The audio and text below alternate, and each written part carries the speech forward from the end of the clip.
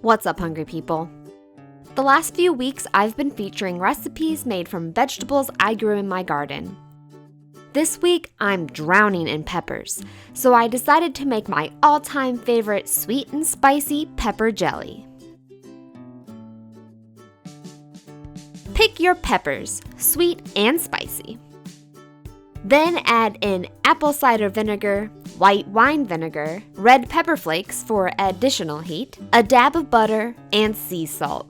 Mix in the sugar in a 2-to-1 ratio with the peppers. I ended up with about 8 cups of diced peppers, so I used about 4 cups of white sugar. Pectin is not a required ingredient for this recipe, though I have used it in the past. In order to achieve a jelly consistency without pectin, heat the pepper mix to about 220 degrees Fahrenheit.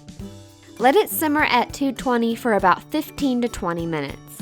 You want to boil off as much of the excess liquid as possible. Transfer the hot pepper liquid into sterilized glass mason jars.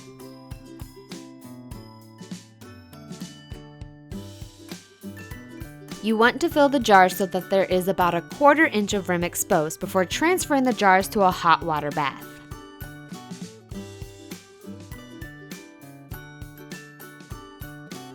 Seal the jars in the hot water bath for 15 minutes until the lids have properly sealed and do not pop when you press on them.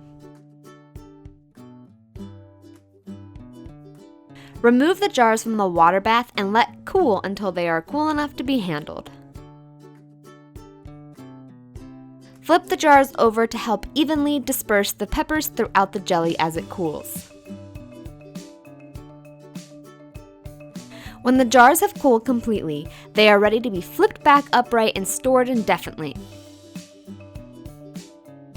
I'm a sucker for all things sweet and spicy. I love to eat pepper jelly on a bagel with a smear of cream cheese. It's also excellent served as an appetizer with crackers or used in some recipes to add a flair of sweet and heat.